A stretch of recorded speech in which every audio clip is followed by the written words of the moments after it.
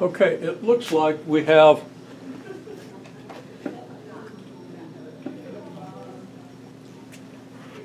equations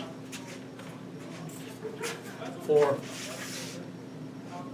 well, we have 6 equations. We have 1, 2, 3, 4. We have an equation for each loop, and I wrote this one down. I'm not sure it was on camera when I did that. Okay? And we've got the equation for this loop. Right. And then we've got the one that shouldn't have been necessary, but we have I1 equals I2. Right. Okay?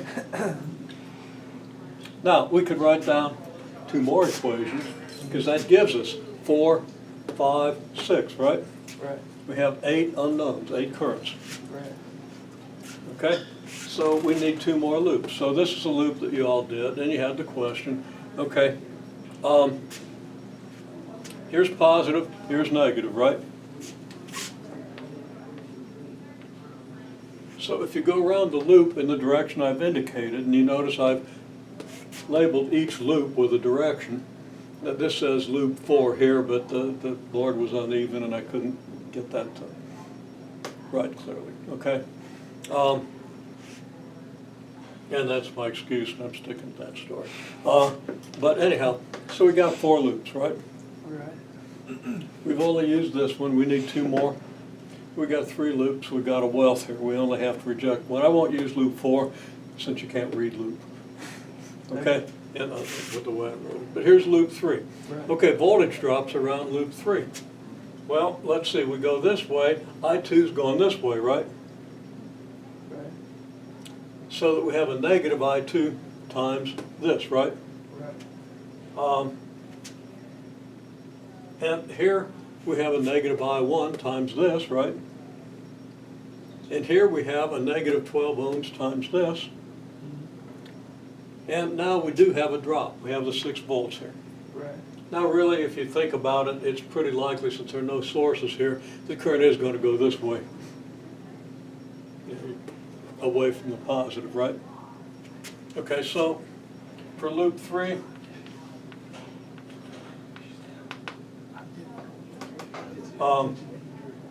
we have a 6 volt drop, and it's minus 10 ohms times I1 minus 4 ohms, and that's times I2.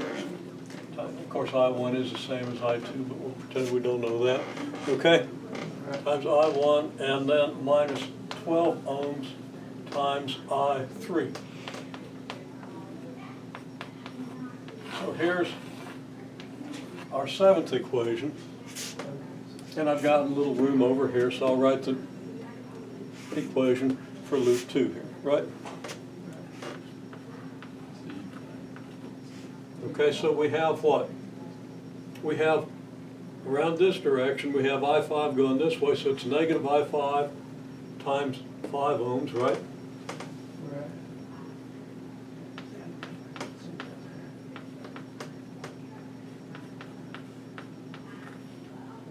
And then we have a negative 12 volt drop.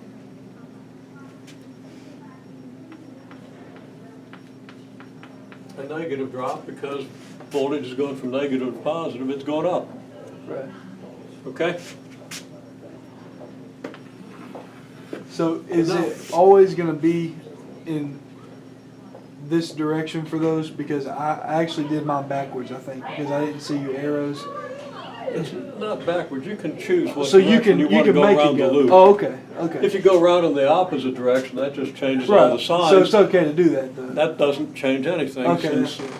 Okay. changing the signs here, if you change them all, Right, gives you an okay. That's what equivalent equation. I was just making sure. Just the same as multiplying through by negative, right? Okay, I just wanted to make sure. That's all that happens if you choose your loop to go the opposite way. Okay. And there are reasons why you might. Like you might always want to choose your loops, especially if you just have one source, so that the voltage goes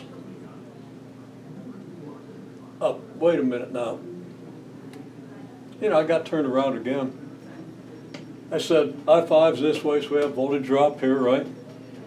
And then I just kept going this way around here, because this is going this way and this is going, the loop's going this way.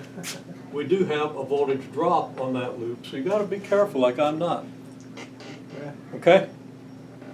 So I want you to confirm all these equations, but we have now written 1, 2, 3, 4, 5 equations in green, 6, okay? 1, 2, 3, 4, 5, 6. So I've got too many of these because I've got one here, and one here, right? Right. So I've got 9 equations and 8 unknowns. Right. This had better be a consistent system though. So in one way that doesn't hurt, especially if you're going to solve this using computer algebra system. Just set it up as a matrix and say row reduce, okay? Of course we're going to do it by hand, but we're not going to do this one by hand. We're just going to take a couple of steps here to show you you actually could. Even though you're going to have 8 or 9 equations and 8 unknowns, Right. you're going to be able to solve them probably in 15 minutes, okay? I won't make you do that, okay? I'll make you do a few smaller ones. Right. Okay, well, let's go ahead and write out the equations, okay? Okay. I don't need to do that on camera.